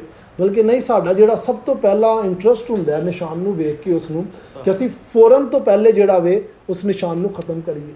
ਤੇ ਬਾਈਬਲ ਦੇ ਮੁਤਾਬਿਕ ਜਿਹੜੀ ਮਸੀਹੀ ਜ਼ਿੰਦਗੀ, ਖਾਸ ਤੌਰ ਤੇ ਸ਼ਾਦੀशुदा ਜ਼ਿੰਦਗੀ ਵੇ, ਉਹ ਬਿਲਕੁਲ ਇੰਝ ਵੇ ਕਿ ਜਦੋਂ ਤੁਸੀਂ ਦੂਸਰੇ ਗੁਨਾਹਗਾਰ ਬੰਦੇ ਨਾਲ ਜਿਹਦੇ ਨਾਲ ਤੁਸੀਂ ਸ਼ਾਦੀ ਕੀਤੀ ਹੈ, ਕਿਉਂਕਿ ਸ਼ਾਦੀ ਦੇ ਵਿੱਚ ਆਦਮੀ ਵੀ ਤੇ ਔਰਤ ਵੀ ਦੋਵੇਂ ਗੁਨਾਹਗਾਰ ਨੇ, ਦੋਵਾਂ ਨੂੰ ਖੁਦਾ ਦੇ ਫਜ਼ਲ ਦੀ ਜ਼ਰੂਰਤ ਹੈ। ਜਿਵੇਂ ਅਸੀਂ ਅੱਗੇ ਜ਼ਬੂਰ 51 ਪੜ੍ਹਿਆ ਹੋਵੇ ਕਿ ਤੇਰਾ ਜਿਹੜਾ ਫਜ਼ਲ ਨਾਲ ਹੈ ਰੱਬ ਬਖਸ਼ ਗੁਨਾਹ ਸਭ ਮੇਰੇ। ਤੇ ਅਸੀਂ ਦੋ ਗੁਨਾਹਗਾਰ ਜਿਹੜੇ ਵਾਂ, ਦੋਵਾਂ 'ਚ ਕਮੀਆਂ ਨੇ, ਦੋਵਾਂ 'ਚ ਕੁਤਾਹੀਆਂ ਨੇ। ਅਸੀਂ ਦੋਵੇਂ ਬਾਜ਼ ਔਕਾਤ ਡਿਸਹਾਰਡ ਹੋ ਜਾਂਦੇ ਹਾਂ, ਮਾਯੂਸ ਹੋ ਜਾਂਦੇ ਹਾਂ, ਗਮਗੀਨ ਹੋ ਜਾਂਦੇ ਹਾਂ, ਖੁਸ਼ੀ ਵੀ ਆਉਂਦੀ ਹੈ, ਗਮੀ ਵੀ ਆਉਂਦੀ ਹੈ। ਹਰ ਅੱਛਾ ਬੁਰਾ ਵਕਤ ਆਉਂਦਾ ਹੈ ਕਿ ਜਦੋਂ ਐਵੇਂ ਦਾ ਵਕਤ ਆਉਂਦਾ ਕਿ ਇੱਕ ਜਿਹੜਾ ਵੇ ਉਹ ਕਿਸੇ ਗੁਨਾਹ 'ਚ ਡਿੱਗ ਗਿਆ ਜਾਂ ਗਲਤੀ 'ਚ ਡਿੱਗ ਗਿਆ, ਬਜਾ ਕੇ ਅਸੀਂ ਉਹਨੂੰ ਅਕਿਊਜ਼ ਕਰੀਏ ਕਿ ਯਾਰ ਤੂੰ ਹੈ ਹੀ ਗਲਤ ਹੈ ਜਾਂ ਤੈਨੂੰ ਪਤਾ ਹੀ ਨਹੀਂ ਕਿ ਕੰਮ ਕਿਵੇਂ ਕਰਨਾ ਹੈ, ਅਸੀਂ ਸਭ ਤੋਂ ਪਹਿਲੇ ਉਸ ਹੱਲ ਨੂੰ ਕੱਢੀਏ ਕਿ ਇਸ ਚੀਜ਼ ਨੂੰ ਅਸੀਂ ਹੁਣ ਟੈਕਲ ਕਿਵੇਂ ਕਰੀਏ। ਮੈਂ ਗੱਲ ਪਹਿਲੇ ਵੀ ਗੱਲ ਕੀਤੀ ਸੀ ਕਿ ਇਹ ਵਜ੍ਹਾ ਬਿਲਕੁਲ ਵੀ ਨਹੀਂ ਹੈ ਕਿ ਜਿਹੜੇ ਖੁਦਾ ਦੇ ਲੋਕ ਨੇ ਉਹਨਾਂ 'ਤੇ ਮੁਸੀਬਤਾਂ ਨਹੀਂ ਆਉਂਦੀਆਂ। ਉਹਨਾਂ 'ਤੇ ਬਹੁਤ ਸਾਰੀਆਂ ਮੁਸੀਬਤਾਂ ਉਵੇਂ ਹੀ ਆਉਂਦੀਆਂ ਜਿਵੇਂ ਉਹਨਾਂ ਲੋਕਾਂ 'ਤੇ ਆਉਂਦੀਆਂ ਜਿਹੜੇ ਖੁਦਾ ਨੂੰ ਨਹੀਂ ਮੰਨਦੇ। ਲੇਕਿਨ ਖੁਦਾ ਦੇ ਲੋਕਾਂ ਦੇ ਕੋਲ ਖੁਦਾ ਦੀ ਸ਼ਰੀਅਤ ਹੈ, ਖੁਦਾ ਦਾ ਕਲਾਮ ਹੈ, ਉਹਨਾਂ ਨੂੰ ਪਤਾ ਕਿ ਜੇ ਕੋਈ ਮੁਸੀਬਤ ਆਈ ਹੈ ਤਾਂ ਉਹਦਾ ਹੱਲ ਕਿਵੇਂ ਲੱਭਣਾ। ਇਹੋ ਹੀ ਗੱਲ ਵੇ ਕਿ ਜਦੋਂ ਆਇਨਾ ਜਿਹੜਾ ਵੇ, ਜਿਵੇਂ ਮੈਂ ਕਿਹਾ ਕਿ ਸ਼ਾਦੀशुदा ਜ਼ਿੰਦਗੀ ਜਿਹਦੇ 'ਚ ਤੁਸੀਂ ਇੱਕ ਦੂਸਰੇ ਦੀ ਕਮੀਆਂ ਕੁਤਾਹੀਆਂ ਨੂੰ ਦੇਖਦੇ ਹੋਏ ਬਜਾ ਕੇ ਇੱਕ ਦੂਸਰੇ ਨੂੰ ਅਕਿਊਜ਼ ਕਰੋ, ਇੱਕ ਦੂਸਰੇ ਨੂੰ ਸਪੋਰਟ ਕਰਨਾ ਹੈ, ਇੱਕ ਦੂਸਰੇ ਦਾ ਸਾਥ ਬਣਨਾ ਹੈ। ਤੇ ਕੋਈ ਵੀ ਐਸੀ ਚੀਜ਼ ਜਿਹੜੀ ਬਗੈਰ ਮਲਾਮਤ ਤੋਂ ਹੋਵੇ, ਜਿਹੜੀ ਬਗੈਰ ਖੁਦਾ ਦੇ ਕਲਾਮ ਤੋਂ ਤੁਹਾਡੇ ਸਾਹਮਣੇ ਆਉਂਦੀ ਹੈ, ਉਹਦੀ ਇੱਕ ਦੂਸਰੇ ਨੂੰ ਮਲਾਮਤ ਕਰਕੇ ਉਹਨੂੰ ਕਰੈਕਟ ਕਰਨਾ ਹੈ। ਸਾਨੂੰ ਅੱਜ ਦੇ ਹਵਾਲੇ ਦੇ ਵਿੱਚ ਪਹਿਲਾ ਪਤਰਸ ਉਹਦੇ ਦੂਸਰਾ ਬਾਬ ਤੇ 11 ਆਇਤ ਤੋਂ ਜਿਹੜਾ ਮਿਲਦੀ ਚੀਜ਼ ਸਭ ਤੋਂ ਪਹਿਲੀ, ਖੁਦਾ ਦਾ ਬੰਦਾ ਪਤਰਸ ਰਸੂਲ ਕਹਿੰਦਾ ਕਿ ਪਿਆਰੋ ਮੈਂ ਤੁਹਾਡੀ ਮਿੰਨਤ ਕਰਨਾ ਵਾ ਕਿ ਆਪਣੇ ਆਪ ਨੂੰ ਪਰਦੇਸੀ ਜਾਣ ਕਰ। ਇਹ ਨਹੀਂ ਕਿ ਪਰਦੇਸੀ ਅਸੀਂ ਫਰਾਂਸ ਦੇ ਵਿੱਚ ਹਾਂ ਤੇ ਸਾਨੂੰ ਇਹ ਪਰਦੇਸੀ ਜਾਣ ਕਿਉਂ ਕਹਿ ਰਹੇ ਆ, ਬਲਕਿ ਉਹ ਸਾਨੂੰ ਇਹ ਕਹਿ ਰਿਹਾ ਕਿ ਜਿਹੜੇ ਮਕਾਨ ਖੁਦਾਵੰਦ ਯਿਸੂ ਮਸੀਹ ਨੇ ਸਾਡੇ ਨਾਲ ਵਾਅਦਾ ਕੀਤਾ ਹੈ ਯੋਹੰਨਾ 14 ਬਾਬ ਦੇ ਵਿੱਚ ਕਿ ਮੈਂ ਜਾਨਾ ਵਾ ਤੇ ਤੁਹਾਡੇ ਵਾਸਤੇ ਮਕਾਨ ਬਣਾਉਣਾ ਤੇ ਜਦੋਂ ਬਣ ਜਾਣਗੇ ਤੇ ਮੈਂ ਤੁਹਾਨੂੰ ਲੈਣ ਆਵਾਂਗਾ। ਕਹਿੰਦਾ ਕਿ ਮੇਰੇ ਪਿਆਰੋ ਇਹ ਸੋਚ ਰੱਖ ਕੇ ਆਪਣੇ ਜ਼ਿਹਨ 'ਚ ਇਸ ਜ਼ਮੀਨ ਤੇ ਪਰਦੇਸੀ ਜਾਣ ਕੇ ਜ਼ਿੰਦਗੀ ਗੁਜ਼ਾਰੋ। ਤੇ ਉਹ ਪਰਦੇਸੀ ਜਾਣ ਕੇ ਹੈ ਕਿ ਤੁਸੀਂ ਸਾਰਿਆਂ ਦੀ ਇੱਜ਼ਤ ਕਰੋ, ਗੈਰ ਕੌਮਾਂ ਦੇ ਵਿੱਚ ਆਪਣਾ ਕਿਰਦਾਰ ਐਸਾ ਰੱਖੋ ਕਿ ਤੁਹਾਡੇ ਮਸੀਹ ਕਿਰਦਾਰ ਨੂੰ ਵੇਖ ਕੇ ਉਹ ਤੁਹਾਡੇ ਖੁਦਾ ਦੀ ਹਮਦ ਸਤਾਇਸ਼ ਕਰਨ। ਤੁਸੀਂ ਹਰ ਕਿਸਮ ਦਾ ਤਹਮੁਲ ਰੱਖੋ, ਮੁਹੱਬਤ ਰੱਖੋ। ਇਹ ਸਾਰੀਆਂ ਚੀਜ਼ਾਂ ਦੇਣ ਦੇ ਬਾਅਦ ਸਾਨੂੰ ਨੌਕਰਾਂ ਦੇ ਬਾਰੇ ਉਹ ਦੱਸਦਾ ਹੈ ਕਿ ਜਿਹੜੇ ਨੌਕਰ ਨੇ ਜੇ ਤੁਹਾਡਾ ਮਾਲਕ ਮਸੀਹੀ ਨਹੀਂ ਹੈ ਤੇ ਤੁਸੀਂ ਫਿਰ ਵੀ ਉਹਦੀ ਜਿਹੜੀ ਹੈ ਫਰਮਾਬਰਦਾਰੀ ਕਰੋ ਇਮਾਨਦਾਰੀ ਦੇ ਨਾਲ। ਲੇਕਿਨ ਜੋ ਮਸੀਹੀ ਹੈ ਤੇ ਜ਼ਿਆਦਾ ਫਰਮਾਬਰਦਾਰੀ ਕਰੋ ਇਹ ਸੋਚ ਕੇ ਕਿ ਜਿਹੜਾ ਪ੍ਰੋਫਿਟ ਹਾਸਲ ਕਰ ਰਿਹਾ ਬੰਦਾ ਉਹ ਤੁਹਾਡਾ ਮਸੀਹੀ ਭਰਾ ਵੇਖ, ਬਜਾ ਕੇ ਕਿ ਗੈਰ ਕੌਮ ਦਾ ਬੰਦਾ ਕੋਈ ਕਰਦਾ ਹੈ। ਦੂਸਰੇ ਪਾਸੇ ਜੇ ਅਸੀਂ ਦੂਸਰੇ ਬਾਬ ਦੀ ਐਂਡ ਤੇ ਚੱਲੀਏ ਤੇ ਪਤਰਸ ਰਸੂਲ ਸਾਨੂੰ ਦੱਸਦਾ ਕਿ ਸਾਡੀਆਂ ਜਿਹੜੀਆਂ ਕਮਜ਼ੋਰੀਆਂ ਦੇ ਵਿੱਚ ਜਿਹੜੇ ਦੁੱਖ ਅਸੀਂ ਬਰਦਾਸ਼ਤ ਕਰਨੇ ਆ, ਇਹ ਗੱਲ ਨੂੰ ਕਦੀ ਵੀ ਨਾ ਭੁੱਲੋ ਕਿ ਜਿਵੇਂ ਯਿਸੂ ਮਸੀਹ ਨੇ ਕਿਹਾ ਸੀ ਜੇ ਹਰੇ ਦਰਖਤ ਦੇ ਨਾਲ ਕਮਜ਼ੋਰੀਆਂ ਉਹਦੇ ਤੇ ਆਉਂਦੀਆਂ, ਹਰੇ ਦਰਖਤ ਨੂੰ ਲੋਕ ਐਵੇਂ ਸਤਾਉਂਦੇ ਨੇ, ਉਹਨੂੰ ਮਾਰਦੇ ਨੇ, ਤੇ ਤੁਹਾਡੇ ਨਾਲ ਸੁੱਕਿਆਂ ਦਰਖਤਾਂ ਨਾਲ ਕਿਉਂ ਨਾ ਹੋਏਗਾ। ਲਿਹਾਜ਼ਾ ਸਾਡੇ ਤੇ ਵੀ ਤੰਗੀ, ਤਕਲੀਫ, ਬਿਮਾਰੀ, ਦੁੱਖ, ਹਰ ਚੀਜ਼ ਆਣੀ ਜਿਵੇਂ ਯਿਸੂ ਮਸੀਹ ਤੇ ਆਈ। ਲੇਕਿਨ ਸਾਡੇ ਕੋਲ ਇੱਕ ਅਹਿਮ ਉਮੀਦ ਇਹ ਵੇ ਕਿ ਸਾਰੀ ਤਕਲੀਫਾਂ ਦੇ ਵਿੱਚ ਸਾਡੇ ਕੋਲ ਇੱਕ ਨਜਾਤ ਦਾ ਵਾਅਦਾ ਵੇ ਕਿ ਖੁਦਾ ਸਾਨੂੰ ਆਪਣੀ ਖੁਸ਼ਨੁਦੀ ਦੇ ਵਿੱਚ, ਖੁਦਾ ਆਪਣੇ ਸਕੂਨ ਦੇ ਵਿੱਚ ਸ਼ਾਮਿਲ ਕਰਦਾ ਹੈ। ਤੀਸਰੇ ਬਾਬ ਦੇ ਸ਼ੁਰੂ 'ਚ ਸਾਨੂੰ ਇੱਕ ਆਰਡਰ ਮਿਲਦਾ ਵੇ ਜਿਹਦੇ 'ਚ ਖੁਦਾਵੰਦ ਯਿਸੂ ਮਸੀਹ ਆਪਣੇ ਬੰਦਾ ਪਤਰਸ ਰਸੂਲ ਦੀ ਬਨਿਸਬਤ ਸਾਨੂੰ ਸਿਖਾਉਂਦੇ ਨੇ ਕਿ ਜਿਹੜੀਆਂ ਬੀਵੀਆਂ ਨੇ ਆਪਣੇ ਸ਼ੋਹਰ ਦੇ ਤਾਬਿਆਂ ਰਹਿਣ। ਜੇ ਅਸੀਂ ਪਿਛਲੇ ਹਵਾਲੇ ਪੜ੍ਹੀਏ, ਸਾਡੇ ਕੋਲ ਇੰਨਾ ਟਾਈਮ ਨਹੀਂ ਕਿ ਅਸੀਂ ਸਾਰਾ ਪੜ੍ਹੀਏ, ਲੇਕਿਨ ਮੈਂ ਰੈਫਰੈਂਸ ਦਿਆਂਗਾ ਜ਼ਰੂਰ ਕਿ ਤੁਸੀਂ ਯਾਦ ਰੱਖਣਾ। ਜੇ ਪਿਛਲੇ ਹਵਾਲੇ ਪੜ੍ਹੀਏ ਤੇ ਖੁਦਾਵੰਦ ਦਾ ਬੰਦਾ ਪੌਲੁਸ ਰਸੂਲ ਔਰਤਾਂ ਦੇ ਬਾਰੇ ਦੱਸਦਾ ਕਿ ਔਰਤ ਆਪਣੇ ਆਪ ਨੂੰ ਆਪਣੇ ਮਰਦ ਦੇ ਤਾਬਿਆਂ ਰੱਖੇ, ਤੇ ਮਰਦ ਨੂੰ ਕਿਹਾ ਗਿਆ ਕਿ ਤੂੰ ਸਿਰਫ ਆਪਣੀ ਔਰਤ ਨਾਲ ਹੀ ਮੁਹੱਬਤ ਕਰ। ਇਹ ਦੋਵੇਂ ਚੀਜ਼ਾਂ ਆਦਮੀ ਤੇ ਔਰਤ ਦੋਵਾਂ ਵਾਸਤੇ ਜਿਹੜਾ ਇਹ ਮੁਸ਼ਕਿਲ ਨੇ। ਮੁਸ਼ਕਿਲ ਕਿਉਂ ਹੈ? ਬਾਈਬਲ ਦੇ ਵਿੱਚ ਲਿਖਿਆ ਹੋਵੇ ਕਿ ਜਦੋਂ ਔਰਤ ਦੀ ਜ਼ਿੰਦਗੀ 'ਚ ਗੁਨਾਹ ਆਉਂਦਾ ਬਾਗੇ ਅਦਨ ਦੇ ਵਿੱਚ, ਤੇ ਖੁਦਾ ਕਹਿੰਦਾ ਕਿ ਤੇਰਾ ਧਿਆਨ ਜਿਹੜਾ ਵੇ ਤੇਰੇ ਮਰਦ ਵੱਲ ਹੋਏਗਾ, ਤੇਰੀ ਰਗਬਤ ਤੇਰੇ ਮਰਦ ਵੱਲ ਹੋਏਗੀ ਤੇ ਉਹ ਤੇਰੇ ਤੇ ਹਕੂਮਤ ਕਰੇਗਾ। ਅੱਛਾ, ਕੁਝ ਲੋਕ ਸਮਝਦੇ ਨੇ ਕਿ ਬਈ ਆਦਮੀ ਅੱਜ ਜਿਹੜਾ ਆਦਮੀ ਵੇ ਉਹ ਆਪਣੀ ਬੀਵੀ ਤੇ ਹਕੂਮਤ ਕਰਦਾ ਹੈ, ਇਹ ਖੁਦਾ ਵੱਲੋਂ ਲਾਨਤ ਹੈ ਜਿਹੜੀ ਔਰਤ ਨੂੰ ਮਿਲੀ ਸੀ। ਬਲਕਿ ਮੇਰੇ ਪਿਆਰੋ ਬਿਲਕੁਲ ਵੀ ਇੰਜ ਨਹੀਂ ਵੇ। ਲਾਨਤ ਇਹ ਨਹੀਂ ਹੈ ਕਿ ਖੁਦਾ ਨੇ ਇਹ ਗੱਲ ਕਹੀ ਸੀ ਕਿ ਆਦਮੀ ਜਿਹੜਾ ਵੇ ਉਹ ਔਰਤ ਤੇ ਹਕੂਮਤ ਕਰੇਗਾ। ਲਾਨਤ ਇਹ ਸੀ ਕਿ ਖੁਦਾ ਨੇ ਸ਼ੈਤਾਨ ਨੂੰ ਇਹ ਇਜਾਜ਼ਤ ਦਿੱਤੀ ਕਿ ਔਰਤ ਦੇ ਦਿਲ ਦੇ ਵਿੱਚ ਇਹ ਚੀਜ਼ ਆਏ ਕਿ ਉਹ ਫੈਮਿਲੀ ਤੇ ਹਕੂਮਤ ਕਰੇ, ਕਿ ਉਹ ਆਪਣੇ ਮਰਦ ਤੇ ਹਕੂਮਤ ਕਰੇ। ਇਹੋ ਹੀ ਵਜ੍ਹਾ ਵੇ ਕਿ ਜਿਹੜੀਆਂ ਗੈਰ ਮਸੀਹੀ ਔਰਤਾਂ ਨੇ ਉਹਨਾਂ ਦੀ ਪੂਰੀ ਕੋਸ਼ਿਸ਼ ਹੁੰਦੀ ਹੈ, ਉਹਨਾਂ ਨੂੰ ਸਿਖਾਇਆ ਜਾਂਦਾ ਤੇ ਉਹ ਪੂਰੀ ਕੋਸ਼ਿਸ਼ ਕਰਦੀਆਂ ਨੇ ਕਿ ਉਹ ਆਪਣੇ ਬੰਦੇ ਨੂੰ ਆਪਣੇ ਅੰਡਰ 'ਚ ਕਰਨ, ਆਪਣੇ ਖਾਨਦਾਨ ਨੂੰ ਉਹਨਾਂ ਦੇ ਅੰਡਰ 'ਚ ਕਰਨ, ਬਜਾ ਕੇ ਆਪਣੇ ਹਸਬੈਂਡ ਦੀ ਸੁਣੇ। ਔਰਤ ਜਿਹੜੀ ਵੇ ਉਹ ਜਿਹੜਾ ਵੇ ਘਰ 'ਚ ਹਕੂਮਤ ਕਰੇ। ਤੇ ਅਸੀਂ ਬਜ਼ਾਹਰ ਜਾਣਦੇ ਵੀ ਹਾਂ, ਤੁਹਾਨੂੰ ਵੀ ਪਤਾ ਹੋਣਾ ਹੈ, ਮੈਨੂੰ ਵੀ ਐਸੀਆਂ ਕਾਫੀ ਕਹਾਣੀਆਂ ਦਾ ਪਤਾ ਕਿ ਜਿੱਥੇ ਘਰ 'ਚ ਔਰਤ ਦੀ ਹਕੂਮਤ ਰਹੀ ਵੇ ਉੱਥੇ ਬਹੁਤ ਸਾਰੀਆਂ ਚੀਜ਼ਾਂ ਜਿਹੜੀਆਂ ਨੇ ਉਹ ਡਿਸਿਪਲਿਨ ਤੋਂ ਇਲਾਵਾ ਅਨਆਰਡਰ ਚੱਲੀਆਂ ਨੇ। ਠੀਕ ਹੈ, ਲਿਹਾਜ਼ਾ ਇਹ ਗੱਲ ਨਹੀਂ ਕਿ ਔਰਤ ਆਦਮੀ ਦੇ ਤਾਬਿਆਂ ਰਵੇ ਤੇ ਇਹ ਲਾਨਤ ਹੈ, ਬਲਕਿ ਇਹ ਖੁਦਾ ਵੱਲੋਂ ਬਰਕਤ ਹੈ ਕਿ ਜੇ ਔਰਤ ਜਿਹੜੀ ਵੀ ਆਪਣੇ ਆਦਮੀ ਦੇ ਤਾਬਿਆਂ ਰਹਿੰਦੀ ਹੈ।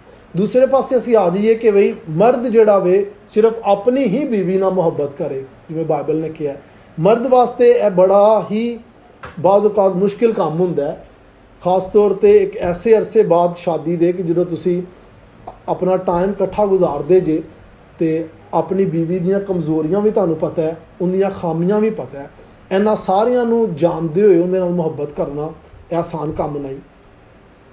ਮੈਂ ਨਹੀਂ ਗੱਲ ਕਹਿ ਰਿਹਾ ਸਿਰਫ ਜਿਸਮਾਨੀ ਤੌਰ 'ਤੇ ਕਿ ਤੁਹਾਡੀ ਬੀਵੀ ਖੂਬਸੂਰਤ ਨਹੀਂ ਹੈ ਜਿਵੇਂ ਲੋਕ ਸਮਝਦੇ ਨੇ, ਜਾਂ ਇਹ ਗੱਲ ਕਿ ਉਹ ਅੱਛਾ ਬਨਾਰ ਸ਼ਿੰਗਾਰ ਹੋਣ ਨਹੀਂ ਕਰਦੀ। ਇਹ ਸਾਰੀਆਂ ਚੀਜ਼ਾਂ ਦੇ ਬਾਰੇ ਬਾਈਬਲ ਬਿਲਕੁਲ ਵੀ ਨਹੀਂ ਦੱਸਦੀ ਕਿ ਜ਼ਰੂਰੀ ਔਰਤ ਬਨਾਰ ਸ਼ਿੰਗਾਰ ਕਰੇ ਫਿਰ ਹੀ ਉਹਦਾ ਮਰਦ ਉਹਦੇ ਨਾਲ ਪਿਆਰ ਕਰੇ। ਬਲਕਿ ਬਾਈਬਲ ਮੁਕੱਦਸ ਇਹ ਗੱਲ ਤਦ ਕਹਿੰਦੀ ਵੇ ਕਿ ਜਿਵੇਂ ਕਲੀਸਿਆ ਦੇ ਨਾਲ ਮਸੀਹ ਨੇ ਮੁਹੱਬਤ ਕੀਤੀ ਤੇ ਆਪਣੀ ਜਾਨ ਉਹਨੇ ਕਲੀਸਿਆ ਵਾਸਤੇ ਦੇ ਦਿੱਤੀ। ਇਹੋ ਹੀ ਮੁਹੱਬਤ ਬਾਈਬਲ ਦੇ ਮੁਤਾਬਕ ਬਾਈਬਲ ਮੁਕੱਦਸ ਆਦਮੀ ਕੋਲੋਂ ਐਕਸਪੈਕਟ ਕਰਦੀ ਹੈ ਕਿ ਜਿਵੇਂ ਯਿਸੂ ਮਸੀਹ ਨੇ ਕਲੀਸਿਆ ਵਾਸਤੇ ਆਪਣੀ ਜਾਨ ਦੇ ਦਿੱਤੀ, ਇਹ ਆਦਮੀ ਤੂੰ ਵੀ ਆਪਣੀ ਔਰਤ ਵਾਸਤੇ ਆਪਣੀ ਜਾਨ ਤੱਕ ਕੁਰਬਾਨ ਦੇਣ ਵਾਸਤੇ ਰੈਡੀ ਰਹਿ। ਤੇ ਇਹ ਚੀਜ਼ ਮੈਂ ਫਿਰ ਜਿਵੇਂ ਕਹਿ ਰਿਹਾ ਕਿ ਇਹ ਮੁਹੱਬਤ ਜਿਸਮਾਨੀ ਨਹੀਂ ਹੈ ਜਿਵੇਂ ਕਿ ਲੋਕ ਸਮਝਦੇ ਨੇ ਕਿ ਯਾਰ ਜਦੋਂ ਬਾਈਬਲ 'ਚ ਕਿਹਾ ਗਿਆ ਹੋਵੇ ਕਿ ਆਦਮੀ ਆਪਣੀ ਬੀਵੀ ਨਾਲ ਮੁਹੱਬਤ ਕਰੇ, ਇਹਦਾ ਮਤਲਬ ਕਿ ਉਹਨਾਂ ਦੇ ਜਿਹੜੇ ਜਿਸਮਾਨੀ ਤਾਲੁਕਾਤ ਨੇ ਸਿਰਫ ਬੀਵੀ ਤੱਕ ਮਹਦੂਦ ਹੋਣ। ਹਾਂ, ਬਜ਼ਾਹਰ ਇਹ ਚੀਜ਼ ਜ਼ਰੂਰ ਵੇ ਕਿ ਉਹ ਸਿਰਫ ਆਪਣੀ ਬੀਵੀ ਨਾਲ ਹੀ ਜਿਸਮਾਨੀ ਤੌਰ 'ਤੇ ਵੀ ਤੇ ਰੂਹਾਨੀ ਤੌਰ 'ਤੇ ਵੀ ਮੁਹੱਬਤ ਕਰੇ, ਲੇਕਿਨ ਇਹਦੀ ਗਹਿਰਾਈ ਬਿਲਕੁਲ ਇਹ ਵੇ ਕਿ ਆਦਮੀ ਆਪਣੀ ਜਾਨ ਨਾਲੋਂ ਜ਼ਿਆਦਾ ਆਪਣੀ ਬੀਵੀ ਦੀ ਜਾਨ ਦੀ ਹਿਫਾਜ਼ਤ ਕਰੇ ਜਿਵੇਂ ਮਸੀਹ ਨੇ ਕੀਤਾ ਕਲੀਸਿਆ ਵਾਸਤੇ। ਦੂਸਰਾ, ਮਸੀਹ ਘਰਾਣੇ ਦੇ ਵਿੱਚ ਉਹ ਘਰਾਣੇ ਜਿਨ੍ਹਾਂ 'ਤੇ ਖੁਦਾਵੰਦ ਯਿਸੂ ਮਸੀਹ ਰਾਜ ਕਰਦਾ ਵੇ, ਜਿਹੜੇ ਚਰਚ ਦੀ ਬੁਨਿਆਦ ਬਣਦੇ ਨੇ, ਉਹਨਾਂ ਵਿੱਚ ਖੁਦਾ ਦਾ ਜਿਹੜਾ ਆਰਡਰ ਦਿੱਤਾ ਗਿਆ ਵੇ ਕਿ ਸਭ ਤੋਂ ਉੱਤੇ ਜਿਹੜਾ ਕਲੀਸਿਆ ਦਾ ਸਰ ਵੇ ਉਹ ਵੇ ਯਿਸੂ ਮਸੀਹ ਨਾਸਰੀ। ਉਹਦੇ ਬਾਅਦ ਆਉਂਦਾ ਹੈ ਹਸਬੈਂਡ, ਜਿਹੜਾ ਕਿ ਫੈਮਿਲੀ ਦਾ ਸਰ ਵੇ। ਚਰਚ ਦਾ ਸਰ ਜਿਹੜਾ ਵੇ ਉਹ ਯਿਸੂ ਮਸੀਹ ਵੇ, ਫੈਮਿਲੀ ਦਾ ਸਰ ਹਸਬੈਂਡ ਵੇ। ਉਹਦੇ ਬਾਅਦ ਵੇ ਮਾਂ ਜਿਹੜੀ ਵੇ, ਬੀਵੀ ਜਿਹੜੀ ਵੇ। ਉਹਦੇ ਬਾਅਦ ਨੇ ਬੱਚੇ। ਅੱਛਾ, ਉਹਨਾਂ ਦਾ ਬਿਲਕੁਲ ਵੀ ਮਤਲਬ ਨਹੀਂ ਕਿ ਆਦਮੀ ਕਿਉਂਕਿ ਸਰ ਵੇ ਤੇ ਆਦਮੀ ਜਿਹੜਾ ਵੇ ਜੋ ਚਾਹੇ ਉਹ ਕਰ ਸਕਦਾ। ਉਹ ਚਾਹੁੰਦਾ ਹੈ ਉਹ ਆਪਣੀ ਬੀਵੀ ਤੇ ਜ਼ਬਰਦਸਤੀ ਕਰੇ, ਬੱਚਿਆਂ ਨਾਲ ਜ਼ਬਰਦਸਤੀ ਕਰੇ, ਜਾਂ ਆਦਮੀ ਦੀ ਬਾਤ ਬੱਚੇ ਨੇ, ਬੱਚੇ ਜੇ ਬਾਪ ਜ਼ਬਰਦਸਤੀ ਵੀ ਕਰਦਾ, ਬੱਚੇ ਉਹਦੀ ਫਰਮਾ ਬਰਦਾਰੀ ਕਰੀ ਜਾਣ। ਬਾਈਬਲ ਬਿਲਕੁਲ ਵੀ ਇਹਦੇ ਬਾਰੇ ਇੰਜ ਨਹੀਂ ਦੱਸਦੀ। ਬਾਈਬਲ 'ਚ ਲਿਖਿਆ ਕਿ ਜਿਹੜਾ ਹਸਬੈਂਡ ਵੇ ਉਹ ਮਸੀਹ ਦੇ ਵਿੱਚ ਆਪਣੇ ਬੱਚਿਆਂ ਦੀ ਹੁਕਮਰਾਨੀ ਕਰਦਾ, ਉਹ ਮਸੀਹ ਦੇ ਵਿੱਚ ਆਪਣੀ ਬੀਵੀ ਤੇ ਹੁਕਮਰਾਨੀ ਕਰਦਾ। ਕੋਈ ਵੀ ਐਸੀ ਚੀਜ਼ ਜੇ ਇੱਕ ਮਸੀਹ ਘਰਾਣੇ ਦੇ ਵਿੱਚ ਬਾਪ ਜਿਹੜਾ ਵੇ, ਜਿਵੇਂ ਬਾਪ ਇੱਕ ਬੱਚੇ ਨੂੰ ਕਹਿੰਦਾ ਕਿ ਯਾਰ ਤੂੰ ਜਾ ਤੇ ਨਸ਼ਾ ਵੇਚ ਤੇ ਪੈਸੇ ਲੈ ਆ ਉਹਦੇ ਤੋਂ, ਬੱਚਾ ਚਾਹਵੇ ਤੇ ਉਸ ਚੀਜ਼ ਤੋਂ ਇਨਕਾਰ ਕਰਦਾ। ਬੱਚਾ ਚਾਹਵੇ ਤਾਂ ਇਹ ਕਹਿ ਸਕਦਾ ਵੇ ਕਿ ਵੇ ਮੈਂ ਬਾਪ ਤੇਰੀ ਤਾਬੇਦਾਰੀ ਨਹੀਂ ਕਰਨੀ। ਕਿਉਂ? ਕਿਉਂਕਿ ਤੂੰ ਜਿਹੜੀ ਗੱਲ ਕਹਿ ਰਿਹਾ ਉਹ ਕਲਾਮ ਦੇ ਖਿਲਾਫ ਹੈ। ਲਿਹਾਜ਼ਾ ਜਿਹੜਾ ਮਸੀਹ ਘਰਾਨਾ ਹੈ ਉਹਦੇ ਵਿੱਚ ਜਿਹੜੀ ਚੀਜ਼ ਹਕੂਮਤ ਕਰਦੀ ਹੈ ਉਹ ਖੁਦਾ ਦਾ ਪਾਕ ਰੂਹ ਹੈ। ਕਿਉਂ? ਕਿਉਂਕਿ ਖੁਦਾ ਨੇ ਉਹ ਰੂਹ ਬਾਪ ਦੇ ਦਿਲ 'ਚ ਪਾਇਆ, ਮਾਂ ਦੇ ਦਿਲ 'ਚ ਪਾਇਆ, ਤੇ ਅੱਗੋਂ ਉਹਨਾਂ ਨੂੰ ਇਹ ਤੌਫੀਕ ਵੀ ਦਿੱਤੀ ਹੈ, ਬੱਚੇ ਦਿੱਤੇ ਨੇ ਕਿ ਉਹ ਅੱਗੋਂ ਅਗਲਿਆਂ ਨੂੰ ਜਿਹੜਾ ਵੇ ਉਹ ਚੀਜ਼ ਸਿਖਾਉਣ। ਇਹੋ ਹੀ ਗੱਲ ਜਿਹੜਾ ਵੇ ਪਤਰਸ ਰਸੂਲ ਸਾਨੂੰ ਤੀਸਰੀ ਆਇਤ ਦੇ ਵਿੱਚ ਦੱਸਦਾ ਕਿ ਜਿਹੜੀਆਂ ਮਸੀਹੀ ਔਰਤਾਂ ਨੇ ਉਹਨਾਂ ਦਾ ਸ਼ਿੰਗਾਰ ਸਿਰਫ ਜ਼ਾਹਰੀ ਤੌਰ 'ਤੇ ਨਾ ਹੋਏ। ਹੁਣ ਇਹਦਾ ਮਤਲਬ ਬਿਲਕੁਲ ਨਹੀਂ ਕਿ ਕਿਉਂਕਿ ਮੈਂ ਇੱਕ ਸ਼ਖਸ ਦੀ ਬੀਵੀ ਹਾਂ ਤੇ ਮੈਂ ਗੰਦੇ ਕੱਪੜੇ ਬਹਿ ਕੇ ਬੈਠ ਜਾ, ਜਾਂ ਮੈਂ ਆਪਣੇ ਆਪ ਨੂੰ ਆਜਜ਼ ਕਰਨ ਵਾਸਤੇ ਆਪਣੇ ਕੱਪੜੇ ਪਾੜ ਕੇ ਬੈਠ ਜਾ ਤਾਂ ਕਿ ਮੇਰਾ ਹਸਬੈਂਡ ਹੈ ਜਾਣੇ ਕਿ ਯਾਰ ਮੈਂ ਬੜੀ ਆਜਜ਼ ਔਰਤ ਹਾਂ। ਬਲਕਿ ਬਾਈਬਲ 'ਚ ਲਿਖਿਆ ਕਿ ਤੂੰ ਅੱਛੀ ਆਪਣੀ ਸੰਜੀਦਾ ਔਰਤਾਂ ਤਰ੍ਹਾਂ ਆਪਣੇ ਕੱਪੜੇ ਪਾ, ਆਪਣਾ ਬਨਾਰ ਸ਼ਿੰਗਾਰ ਉਵੇਂ ਕਰ ਜਿਵੇਂ ਮਸੀਹੀ ਸੰਜੀਦਾ ਔਰਤਾਂ ਕਰਦੀਆਂ ਨੇ। ਲੇਕਿਨ ਇੱਕ ਚੀਜ਼ ਯਾਦ ਰੱਖ ਕਿ ਤੇਰੇ ਸੋਨੇ ਤੋਂ ਜ਼ਿਆਦਾ, ਤੇਰੇ ਕੱਪੜਿਆਂ ਤੋਂ ਜ਼ਿਆਦਾ ਤੇਰੀ ਵੈਲਿਊ ਜਿਹੜੀ ਵੇ ਉਹ ਤੇਰੇ ਕਿਰਦਾਰ ਦੀ ਹੈ। ਜਿਵੇਂ ਅਸੀਂ ਜਦੋਂ ਜਦੋਂ ਅਸੀਂ ਪ੍ਰੋਵਰਬਸ ਪੜ੍ਹਦੇ ਹਾਂ, ਮਿਸਾਲ ਪੜ੍ਹਦੇ ਹਾਂ 31 ਬਾਬ, ਉਹਦੇ 'ਚ ਤਾਂ ਸਾਨੂੰ ਮਸੀਹੀ ਔਰਤ ਦੇ ਬਾਰੇ ਮਿਲਦਾ ਕਿ ਉਹ ਬੜੀ ਸੁਬਹ ਸਵੇਰੇ ਉੱਠ ਜਾਂਦੀ ਹੈ। ਹੁੰਦਾ ਮਤਲਬ ਨਹੀਂ ਕਿ ਸਾਰੇ ਜਿਹੜੀਆਂ ਔਰਤਾਂ ਸੁਬਹ ਸਵੇਰੇ ਉੱਠ ਜਾਂਦੀਆਂ ਨੇ ਉਹ ਮਸੀਹੀ ਹੀ ਨੇ।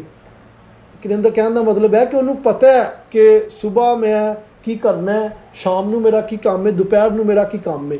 ਉਹਨੂੰ ਪਤਾ ਹੈ ਇਹ ਮੇਰੀ ਡਿਊਟੀ ਹੈ, ਮੇਰੇ 3 ਬੱਚੇ ਨੇ, 4 ਬੱਚੇ ਨੇ, ਮੇਰੇ ਹਰ ਬੱਚੇ ਦੀ ਡਿਊਟੀ ਕੀ ਵੇ, ਮੇਰੇ ਹਸਬੈਂਡ ਦੀ ਕੀ ਡਿਊਟੀ ਹੈ, ਤੇ ਉਹ ਕਿਸੇ ਵੀ ਚੀਜ਼ ਨੂੰ ਭੁੱਲਦੀ ਨਹੀਂ, ਉਹਨੂੰ ਸਾਰੀਆਂ ਪਤਾ ਹੈ। ਬਾਈਬਲ 'ਚ ਲਿਖਿਆ ਕਿ ਆਉਣ ਵਾਲੀਆਂ ਵੀ ਜਿਹੜੀਆਂ ਨਸਲਾਂ ਨੇ ਉਹਨੂੰ ਬਰਕਤ ਦਿੰਦੀਆਂ, ਉਹਨੂੰ ਪ੍ਰੇਜ਼ ਕਰਦੀਆਂ, ਉਹਨੂੰ ਕਹਿੰਦੀਆਂ ਕਿ ਬਈ ਸਾਡੀ ਮਾਂ ਜਿਹੜੀ ਸੀ ਉਹ ਬੜੀ ਇੱਕ ਡਿਸਪਲਿਨ ਵਾਲੀ ਔਰਤ ਸੀ, ਸਾਡੀ ਨਾਨੀ ਜਾਂ ਸਾਡੀ ਦਾਦੀ ਜਿਹੜੀ ਸੀ ਉਹ। ਤੇ ਅੱਗੋਂ ਉਹਨਾਂ ਦੇ ਬਾਰੇ ਹੀ ਖੁਦਾ ਦਾ ਕਲਾਮ ਕਹਿੰਦਾ ਕਿ ਇਹ ਜਿਹੜੀਆਂ ਔਰਤਾਂ ਨੇ ਇਹ ਅੱਗੋਂ ਆਪਣੀਆਂ ਛੋਟੀਆਂ ਜਿਹੜੀਆਂ ਬੇਟੀਆਂ ਨੇ, ਛੋਟੀਆਂ ਜਿਹੜੀਆਂ ਬਹੂ ਨੇ, ਚਰਚ ਦੇ ਵਿੱਚ ਜਿਹੜੀਆਂ ਲੜਕੀਆਂ ਛੋਟੀਆਂ ਆਉਂਦੀਆਂ ਉਹਨਾਂ ਨੂੰ ਸਿਖਾਉਣ, ਤਾਂ ਕਿ ਇਹ ਜਿਹੜਾ ਟ੍ਰੈਡੀਸ਼ਨ ਹੈ, ਜਿਹੜਾ ਬਿਬਲੀਕਲ ਟ੍ਰੈਡੀਸ਼ਨ ਹੈ ਕਿ ਔਰਤ ਜਿਹੜੀ ਵੇ ਉਹ ਆਪਣੇ ਬੱਚਿਆਂ ਨੂੰ ਤਾਲੀਮ ਦਿੰਦੀ ਹੈ, ਥੱਲੇ ਬੱਚਿਆਂ ਤੱਕ ਆਏ, ਅੱਗੋਂ ਪੂਰੀ ਨਸਲਾਂ ਤੱਕ ਚੱਲਣ। ਜਿਵੇਂ ਅਸੀਂ ਥੋੜ੍ਹੀ ਦੇਰ ਪਹਿਲੇ ਕੁਝ ਟ੍ਰੈਡੀਸ਼ਨਸ ਦੇ ਬਾਰੇ ਗੱਲ ਕਰ ਰਹੇ ਸਾਂ ਕਿ ਇੱਕ ਟ੍ਰੈਡੀਸ਼ਨ ਦੂਸਰੇ ਤੋਂ ਤੀਸਰੇ ਤੋਂ ਆਇਆ, ਕੁਛ ਉਹਦੇ 'ਚ ਅੱਛੇ ਨੇ, ਕੁਛ ਉਹਦੇ 'ਚ ਬੁਰੇ ਨੇ।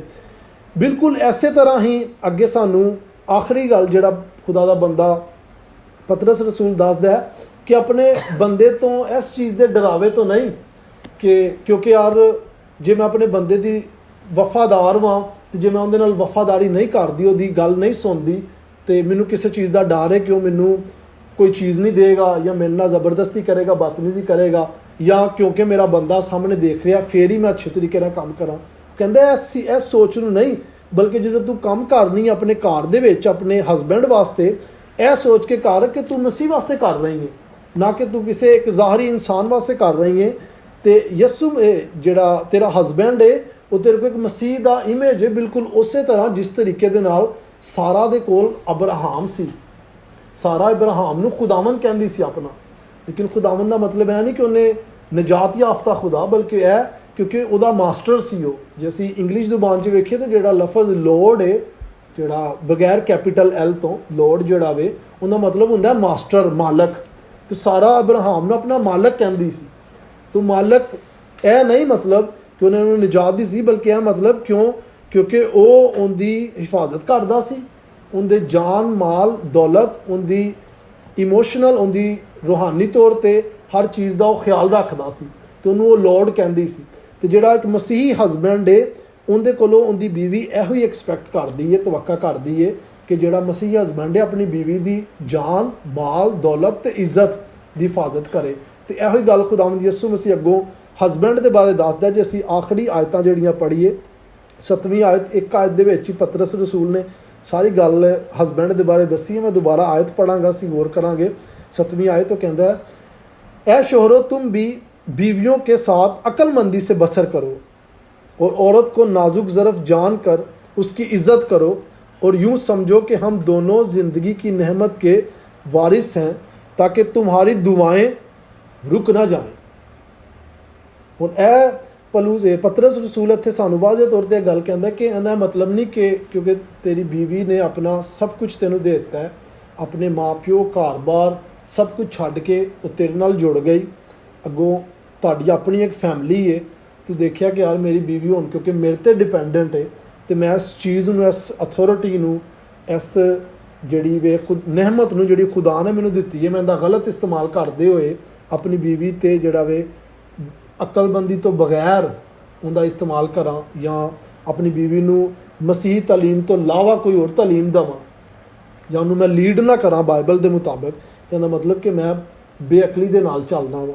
ਜੇ ਮੈਂ ਆਪਣੀ ਚਰਚ ਦੇ ਵਿੱਚ, ਆਪਣੇ ਘਰ ਦੇ ਵਿੱਚ ਜਿਹੜਾ ਕੰਮ ਮੇਰੀ ਜ਼ਿੰਮੇਵਾਰੀ ਹੈ ਕਿ ਮੈਂ ਆਪਣੇ ਬੱਚਿਆਂ ਨੂੰ, ਆਪਣੀ ਬੀਵੀ ਨੂੰ ਕਲਾਮ ਦੀ ਤਾਲੀਮ ਦੇਵਾਂ, ਜੇ ਮੈਂ ਨਹੀਂ ਦਿੰਦਾ, ਇਹਦਾ ਮਤਲਬ ਕਿ ਮੈਂ ਆਪਣੀ ਜਿਹੜੀ ਜ਼ਿੰਮੇਵਾਰੀ ਜਿਹੜੀ ਖੁਦਾ ਨੇ ਮੈਨੂੰ ਦਿੱਤੀ ਹੈ ਮੈਂ ਉਹਨੂੰ ਪੂਰਾ ਨਹੀਂ ਕਰ ਰਿਹਾ।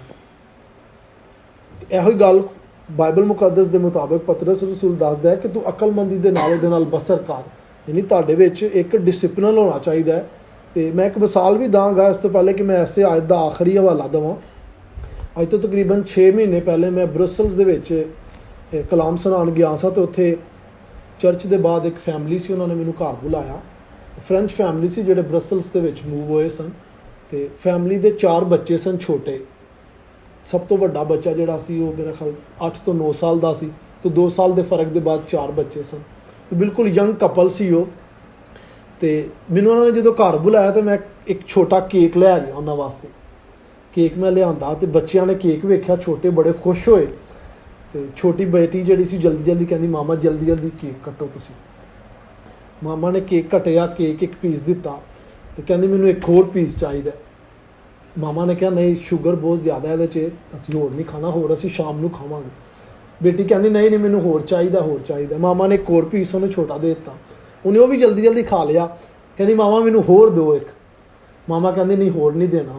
ਉਹ ਬੇਟੀ ਰੋਣ ਲੱਗ ਗਈ, ਜਿਹੜਾ ਨਾ ਇੱਕਦਮ ਮਤਲਬ ਆਂਸੂਆਂ ਦੇ ਨਾਲ ਨਾ ਪੂਰੀ ਰੈੱਡ ਹੋ ਗਈ, ਰੋਣ ਲੱਗ ਗਈ ਬਿਲਕੁਲ ਉਹ। ਅਤੇ ਪਾਪਾ ਕੋਲ ਬੈਠੇ ਸਨ ਅਤੇ ਰੋ ਰੋ ਕੇ ਪਾਪਾ ਵੱਲ ਉਂਗਲੀ ਕਰਦੀ ਕਿ ਮਾਮਾ ਨੂੰ ਕਿਹਾ ਕੇਕ ਮੈਨੂੰ ਇੱਕ ਪੀਸ ਹੋਰ ਦੇ।